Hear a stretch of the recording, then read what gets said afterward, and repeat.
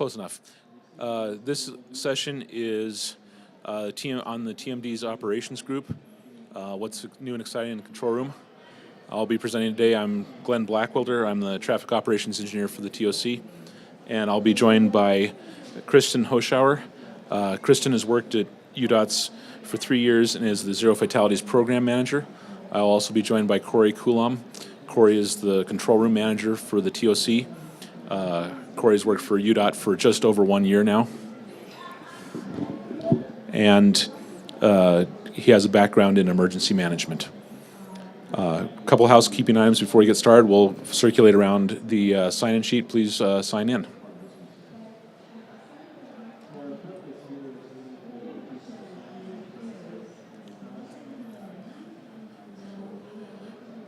Okay, so we'll get started here. This program is a little bit of a grab bag talking about really what is new in the control room environment. And we'll start off with a talk about our Message Mondays. This is something that we just recently started doing. It's led by our Zero Fatalities folks, and Kristen will explain a little more about that. This presentation, they originally asked me to talk about variable speed limits. And since I've given the variable speed limits presentation about 3 or 4 times now, I decided to actually cut that short and let's talk about a couple other things. But we do have some data on how often we're doing the variable speed limits and some interesting stuff to look at there. The third item here is one I'm really excited about. Corey will be talking a little bit about FatPot and how that's moved TOC operations forward. And finally, I'll be talking about the TOC Liaison, which is one of our programs to increase the communication on major traffic incidents. So with that, maybe if I can just give a quick introduction to Message Mondays. One of our big challenges in UDOT's pursuit of zero fatalities is various behaviors, things like distracted driving, drunk driving, not buckling up. And UDOT policy allows the use of variable message signs to provide public safety announcements. And specifically, the policy says that they're not generated by the TOC. They're generated by outside groups who come in, and they have to be in support of a national campaign, several other things. And, well, recently Traffic and Safety stepped up and said, you know, hey, we can be the outside program that meets the policy. And so I'm going to turn it over to Kristen to explain how that works.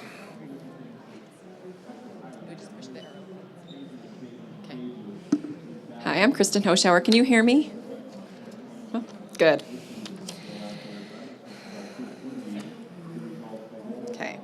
So back in 2014, just last year, we began using the signs for messaging. We have this amazing tool that can be used to share the messages that may save lives. And Carlos had been to other states, and he mentioned that we should do something similar in our state. So we started off slowly, kind of a little nervous about what we could show. It's a combined effort between administration, communications, the TOC, traffic and safety, and zero fatalities. We meet each week to discuss messages for the coming weeks and scrutinize over what people will think about the signs, the length of the signs. We all have to be okay with the message before it is posted. We started posting informative messages in February of this year. The first one was "Buckle up for those you love," and buckle up messages around the time that the primary seatbelt law went into effect around May 12th. But we really didn't become organized until May, at the beginning of the 100 Deadliest Days. Our first Message Monday, we started doing Message Mondays around May, was on Memorial Day. And it was increased DUI patrols, drive sober, which was not the most exciting Monday message we've had. So I like to think our first real Monday message was "That seatbelt looks good on you," which was on June 1st. And we received a lot of publicity for that one and our continuing messages that we've had after that. So that was definitely a very popular one. Let's see right here. This was when the media began noticing the signs and writing stories on them. And you can see here from this is from Facebook, you can see there are about 4,488 people who it reached, and we had about 198 likes for this one sign. You can see how many other people looked at it, and you can see the comments. We had a lot of really favorable comments for this message, and it really just continued to go upwards from there. And these were some of our most popular signs. You can see here, steering wheel, not a hands-free device, turn signals, the original instant message, not buckled, what's holding you back. So these were some of our most popular, and you can see the responses. Each one were 5,000 to 3,000 people who were able to view it, and how many people liked it, and we had a lot of really positive responses from these ones. And this was actually our most popular sign of all, and it was just for Columbus Day, you know, kind of a little bit snarky. It's Columbus Day, discover your turn signal. You can see all the comments, and we had about 13,000 people who saw this sign, and 608 people who liked it. So they're just continuing to grow, and more people want to see them, and we're just continuing to make them. And speaking of, the Zero Fatalities booth here, if you have a great idea, we are always looking for great ideas. So write it down on a Post-it note and give it to the person who's at the Zero booth, and it may or may not be up on the board in the future. So if you have any cool ideas, let us know. We're always looking for new ones. Let's see here. Even the San Francisco Chronicle was writing stories about the sign. You can see here, this is just like a little blurb that they put in their newspaper online. Since the beginning of this program, we've learned a lot. We know that we can't do a message every day, or we'll get message fatigue, and people will stop paying attention to them. We conducted focus groups and surveys this fall. We wanted to know if humorous or serious messages were more likely to change behavior. We learned that it's all across the board. Some like the humorous messages, and some prefer serious. We did learn that most people like short messages. They don't want to be distracted by a really long message, so we're trying to keep them short. If they were too long, it's hard for them to read. And in the survey, we found that over 50% of those surveys said they found the signs helpful in changing their behaviors on Utah roads. So we know they're making a difference. And so we'll continue these into the future. We're always looking for new ideas, so let us know. If you have any great ideas, send me an email, or let any of the Zero people know, or Robert Miles, he can probably take your suggestions as well. Or anyone at the TOC. We have a meeting every week to go over the messages. So let anyone know, and we'll add those to the list of our future messages. And we'll continue this for the foreseeable future. So thanks.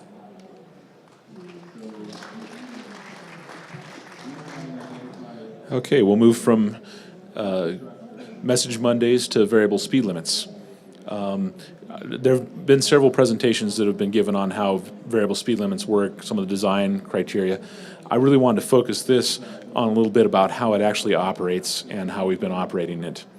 So, variable speed limit signs exist in Parley's Canyon, from the mouth of Parley's up over the top of the summit and back down to approximately Jeremy Ranch. And there's a couple key things about how we actually operate these. The variable speed limit events are initiated on demand. Someone has to ask for it, whether it's the shed, highway patrol is common. It's not uncommon for our weather room to say, hey, I think you need to get ready for a variable speed limit event, and we'll watch it and run it. The operators in the control room can call it in. Basically, anybody who's got kind of an official function within the state, if someone suggests we ought to look at it, we're going to look at it. Doesn't mean we're going to lower the speed limit, but it does mean that we'll have an engineer look at it and say, should the speed limit come down? Variable speed limit staffing is spread across 7 engineers right now. Region 2 provides 5 of those engineers: the traffic operations engineer, the traffic engineer, 2 assistant traffic engineers, and the signals engineer. The traffic management division provides a couple of engineers as well. The traffic ops engineer, that's me, and I'm actually delegating it down to the traffic mobility engineer, and the freeway ops engineer will be replaced by the traffic modeling engineer. That's mostly because the traffic ops engineer and freeway ops engineer are also on the list for the TOC liaison program that we'll be talking about later. So those 7 engineers are on call. Each of them has a day of the week.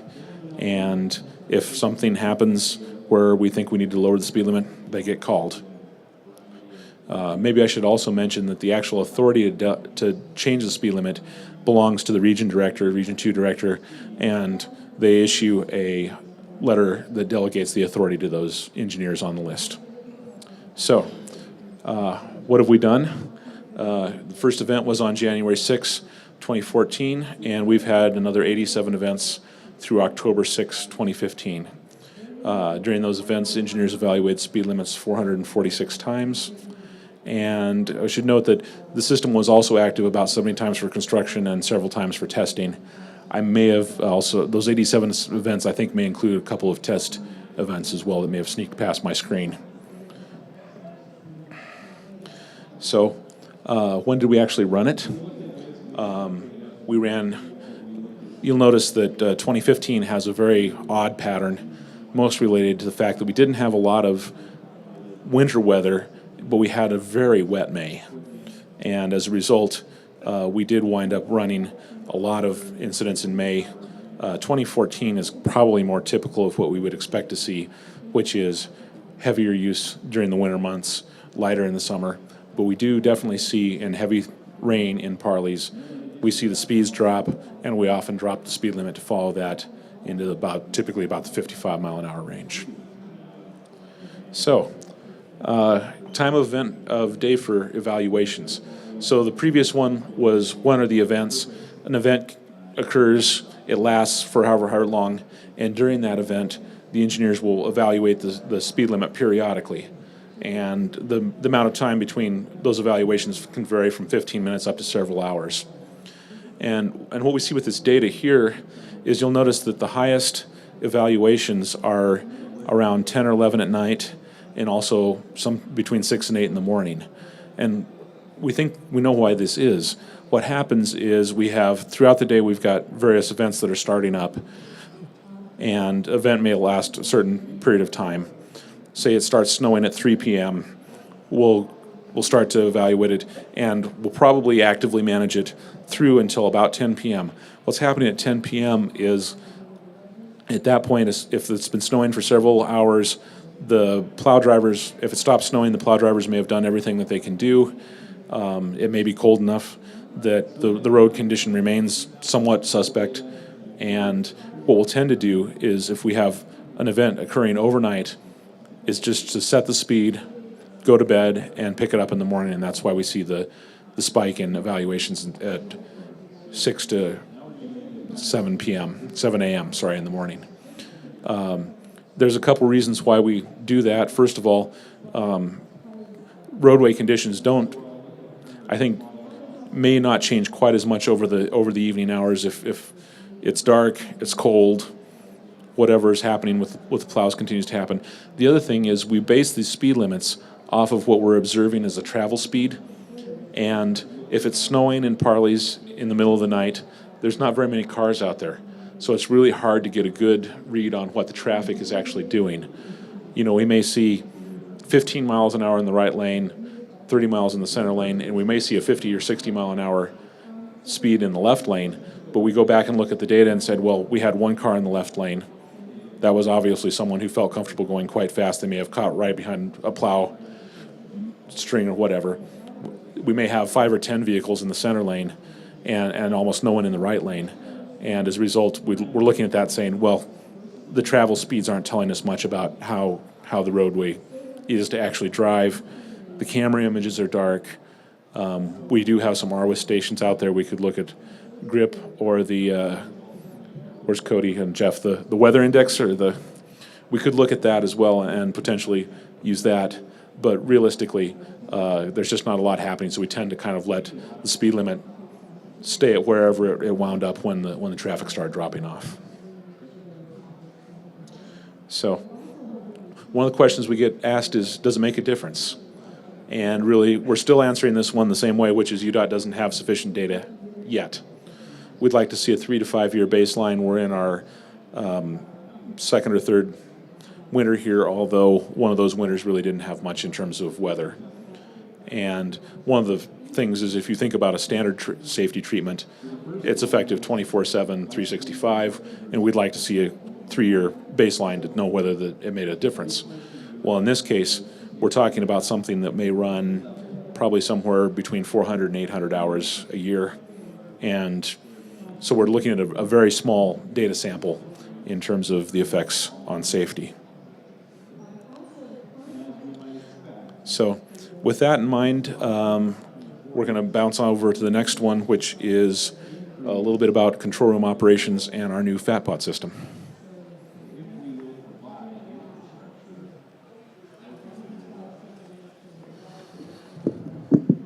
Good afternoon. Everybody hear me all right? Okay, cool. I'm going to talk to you a little bit about a new tool that we recently acquired for the control room. It's called FatPot. How many of you have actually been to the TOC and seen the control room? Okay, good amount. For those that haven't, just a brief overview. Obviously, our mission is the same as the UDOT, which is to keep Utah moving. We do that in a few different ways. The bottom half of the slide here kind of shows the mission for the control room in particular. And basically, we use a lot of the ATMS devices that are available out on the freeways to monitor the roadways. Anything that's going on out there we want to know about, whether it's a crash, debris, crazy person wandering through the lanes. Those are bad. So we try to be aware of those as quickly as possible. And the way that we respond to these incidents, one of the biggest outreach methods that we have are the VMS signs. And so the tool that I'm going to talk to you about is called FatPot. It helps us to accomplish that.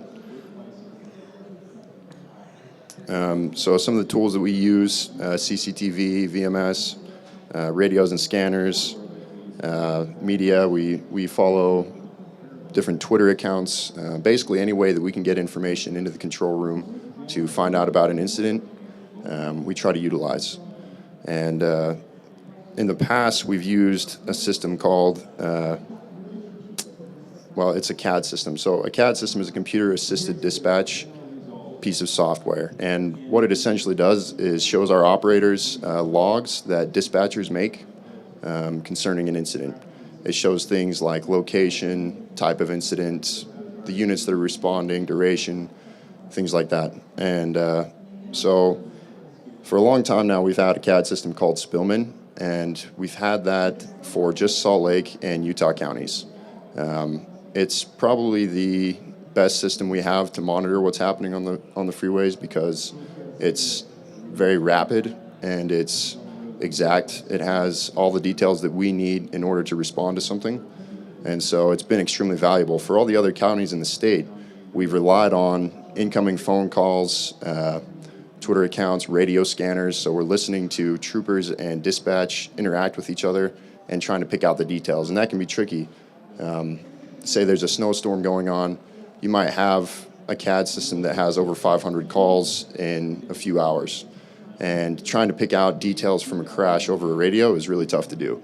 We only have 3 operators at any given time in the control room. So 3 operators trying to monitor the entire state for crashes on a snow day, it gets pretty hectic. And even the smallest disruption, which we're also answering phones and things like that, can distract us from monitoring these crashes.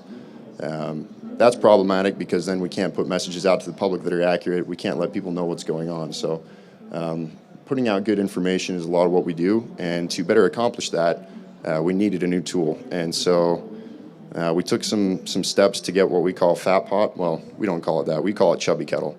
The guy that came and installed it for us, his name is Chris Ruckert. He's with DPS. He's the one that told me about the nickname. But FatPot actually stands for all the people of the world. Not really sure why that's what it stands for. It's a really useful tool used by a lot of different agencies throughout the country as far as dispatch logs. So I'll tell you a little bit about it. So Spillman is what we've had in the past. And again, that only covered 2 counties in the state. But you can kind of see what it looks like. So you get a nature of the incident, an address, units responding, what call number it is. So we take this information, we can look at the notes, find out what's going on, put that information out for the public to see. As you can see here, FatPot looks very similar. One big advantage that's not shown here is the mapping section, which actually shows a map of the state of Utah, and it tracks using AVL, or vehicle location, the location of Utah Highway Patrol units and incident management team. So the big advantage that we got from FatPot, and these numbers will kind of illustrate this, before we had it, we had 2 counties total covered by CAD systems. And in a 20-day period that we measured before, by the way, quick side note, FatPot is relatively new. We've only had it for about a month, so these numbers are about as good as I could get them. The number of incidents we managed in a 20-day period before we had FatPot was 502. So again, the problem here is that we're trying to cover an entire state. We had a lot of gaps of information. There were a couple of high-profile incidents in Region 3 and Region 4 where there's more rural areas and there's not as good of information coming out of there for us to monitor. We didn't really have a good way to know about what was going on there. And these big incidents would happen and we wouldn't find out about them until the next day. So we couldn't put out good traveler information. The regions were not getting the information they were looking for, and basically we were being less effective at our job. So 20 days after FatPot, we had 22 counties total covered by CAD systems. So we took a jump from 2 to 20, which was awesome. We had a 30% increase in the total number of incidents managed, from 502 to 651. And number of counties that operators effectively managed incidents in, from 13 to 20.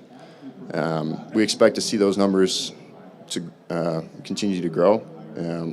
Already we're seeing a lot more incidents that we're covering in rural parts of the state that we previously had no knowledge of. So quick summary, we got a lot more to deal with, but that's a good thing because it's going to help us be better at our jobs, providing more information to the motoring public and hopefully reducing overall the number of incidents that occur, hopefully through support of VMS and other outreach systems that we use. This is just a quick visual. So the red X's that you see on the map here are the 2 counties that we had covered by CAD systems prior to our acquisition of FatPot. So just Salt Lake and Utah County. The purple plus signs are counties that we had covered via radio, which again was difficult at the worst of times for sure. After we acquired FatPot, the yellow triangle shows all the counties that we now have CAD coverage for. So we get dispatch logs concerning crashes in all these counties, and it's been really awesome. We'll find out for probably the first time in history, we'll find out about crashes before Brent Beach from Region 4 does. He's not here, but he would get a laugh out of that. So needless to say, it's been a really big leap for TOC Kind, and it's been a big jump for us. We're happy for it, and the control room operators are a lot better at doing their job. If any of you would like to come to the TOC for a tour, you haven't been there, you can see me after. I have a card. You can call me and make an appointment. It's a good eye-opener. It's pretty cool. So, thanks.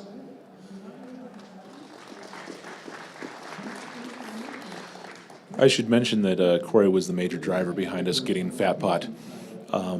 He found the right person at Highway Patrol, asked, and they came down and installed it for us. It was kind of amazing to see how quickly our world changed when that happened. So the final topic we're going to cover here is the TOC Liaison Program.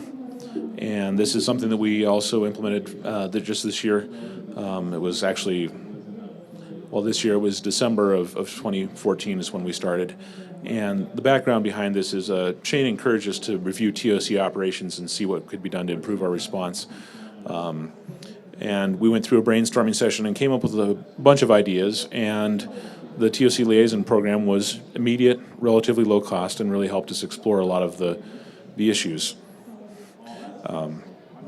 So what is a TOCL? TOCL stands for Traffic Operations Center Liaison, and this is a person that we activate for significant events. So here's the list of folks that are on the TOCL list and the day that we're on call. There's 7 of us that rotate through the call list, and then we have several alternates. Typically, what happens if there's a major incident where we want to provide an additional layer of oversight in the TOC, the operators actually identify that, say, hey, this looks like it's worthy of getting some additional information out and getting some additional oversight, and they'll activate those. So basically, this outlines it. The control room, we started off with a set of criteria, things like typically we're looking for an event that lasts longer than a couple hours. Short duration events, even though they may have the whole road closed as long as it's fairly short, it still limits the total amount of delay that we could see. We're also looking for things that might be potentially of media interest, major traffic delays, stuff like that.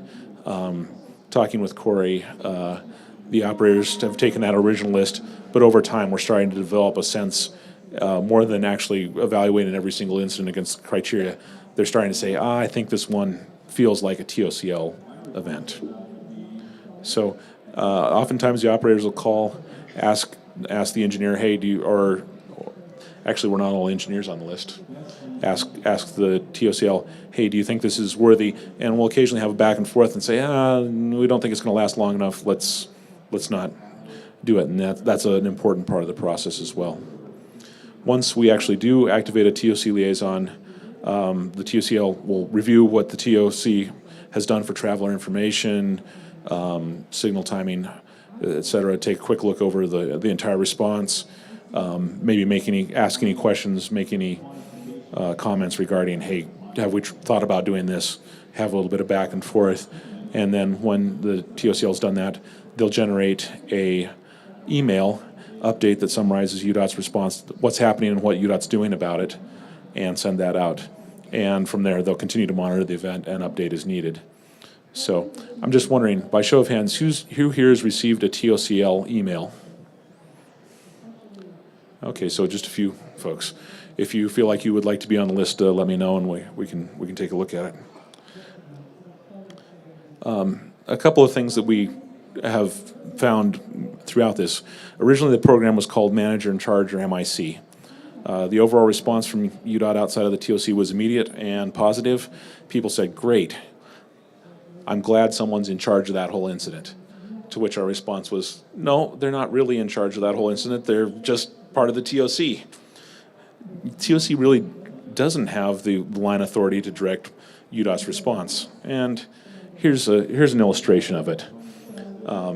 This is the bottom line are all the various groups in UDOT that might respond to a traffic incident. So we've got region communications managers, projects, maintenance, safety lost, permits, IMT, control room, weather room, traveler information, signals, ports of entry, and structures. And when I originally put this together, Rob Clayton accused me of deliberately making this diagram more complicated than it needed to be. I told him that it wasn't my intent to show how complicated it was, but when I started putting it all together, I had to go back and really work hard to make it this simple. We have a lot of different groups that respond. You'll notice kind of the color coding that you see. There's various different groups. The green folks are region, and then the purple is the mega projects, blue for structures. The orange is the operations division, and notice we've got a few ones that are not part of the traffic management division, but still in operations that respond on incidents. Part of the problem with the TOC liaison being, quotes, the manager in charge is if you look at the little blue box right here, the red box is what the TOCL has actual formal control over, is the control room's response. The blue boxes are ones where an individual TOC liaison person might have authority over that group. For instance, if I'm the TOCL, I'm in the line of chain of command for IMT. If Lisa Miller is in the TOCL, she's over traveler information. Mark Taylor's over signals. But if I'm on, I don't have signals or traveler information in my portfolio. So there's a little bit of thing where the TOCL is really wound up being responsible not so much directly oversight of the entire response, but more for moving information about the response. So our experience with the TOCL. The original primary purpose was to provide a quality control check of traveler information. And we found that, in general, our operators are doing a pretty good job. We've definitely caught a few instances where maybe a sign could have been formatted a little better, or we needed a little different response. But for the most part, the operators are doing the right thing. We found that a lot of the problems that we were experiencing with getting good traveler information out was because the information wasn't reaching the control room. The fat pot stuff that Corey just mentioned is really going to be a big help with that. But still, oftentimes the TOC didn't spread the information because they didn't have the information. And the thing that really surprised us was the most liked part of the TOCL was the update email.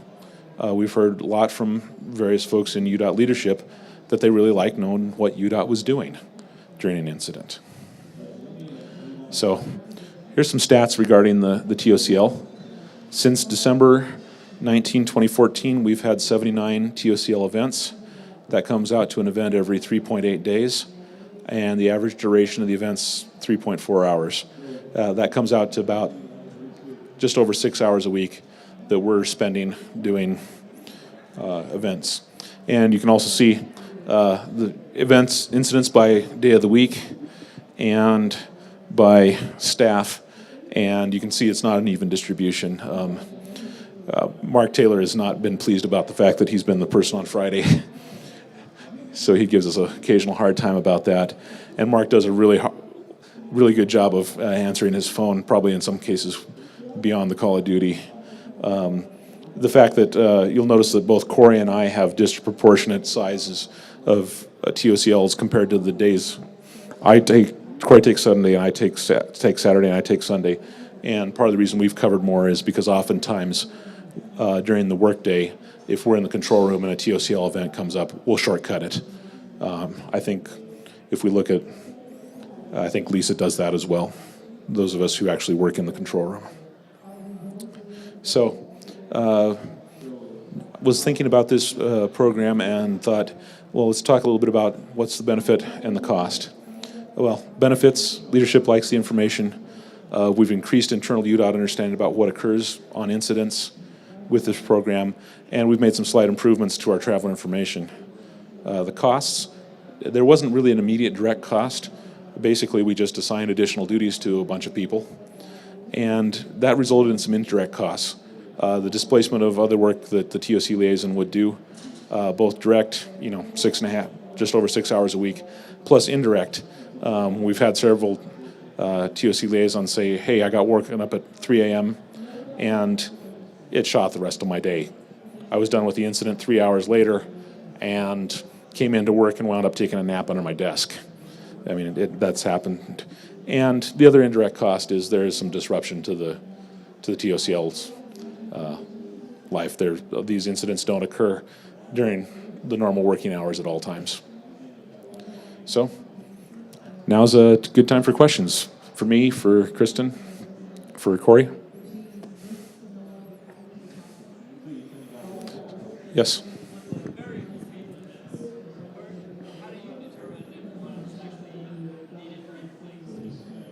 Oh, how do we, what?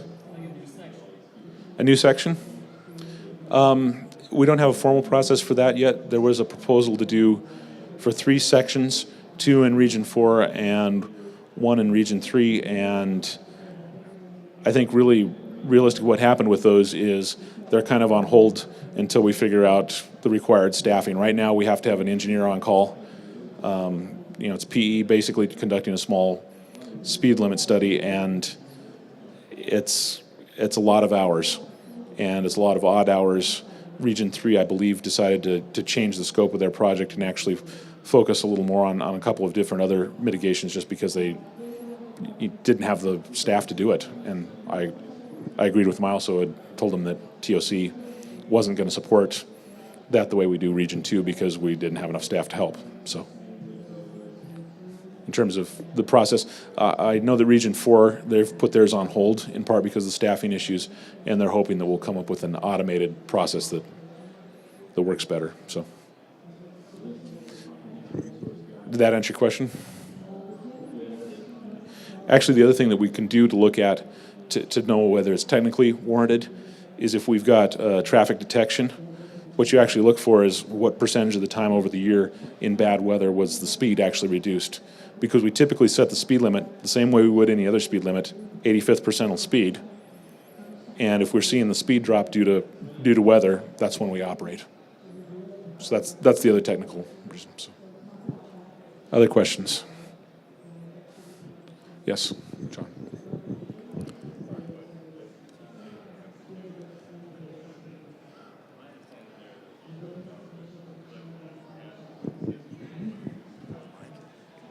Yeah, actually.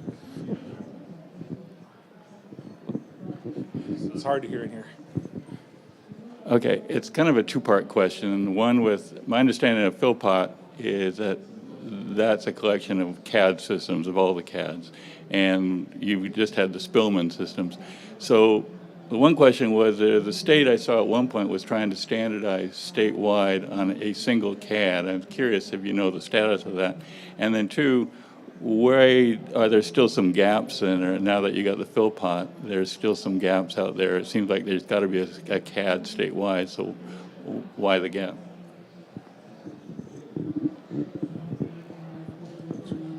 So you're right, there is still, I don't know what you'd call it, a coalition or a focus group that's working on a statewide CAD system. As far as the status on that goes, there's a lot of red tape. A lot of that is because in order to get the Spillman in the control room that we had before FatPot, it was a lot of hoops to jump through because there's a lot of sensitive information contained in the notes that the dispatchers make. So there was a lot of effort made to filter the information that we're getting on our user side. And the information that we're getting from FatPot is already filtered because it's already going, it was set up to already be filtered because there's multiple users. For example, the IMT trucks use FatPot. So I'm not sure what the status of the statewide effort is at this exact moment, but it is still ongoing. And then the second part of your question was, I'm sorry, remind me. Oh, right. So we still have some gaps because, well, we're missing 5 counties from FatPot at this time. Those 5 counties are mostly rural, and part of the issue is that they're not using Spillman or FatPot. And some of those counties are dispatched out by other counties because they're so small, they have so few incidents, and those calls are not showing up in the FatPod CAD system that we have. A contributing factor there is the FatPod is highway patrol based. Actually, I'm probably standing too close to the speaker there and getting a little feedback. But as a result, the FatPot tracks where UHP is, and if we don't have a major interstate or a major state highway in a county, it doesn't show up. The effort that Corey was referring to is actually the Utah Communications Agency, and if you've got more questions about that, Lynn Yoakum's one of the UDOT representatives. Lynn Yoakum and Jason Davis are representatives for that. Okay. Other questions? Variable speed limits, TOC liaison.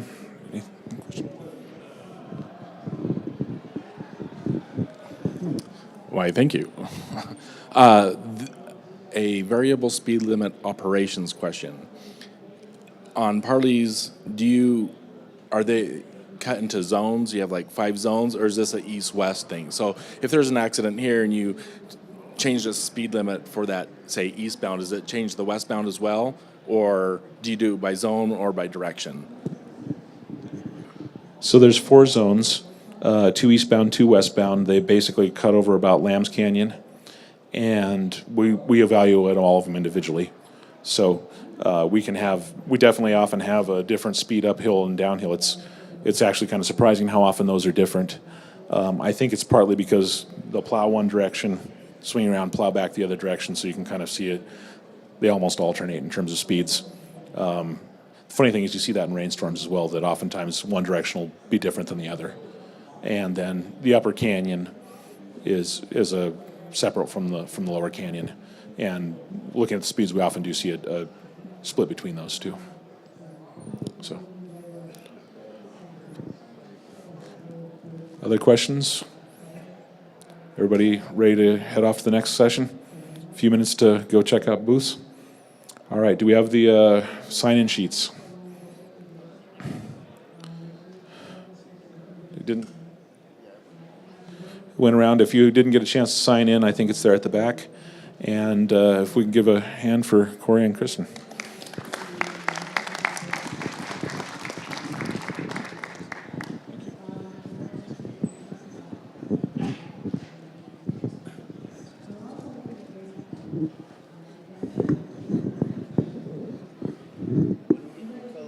Thank you.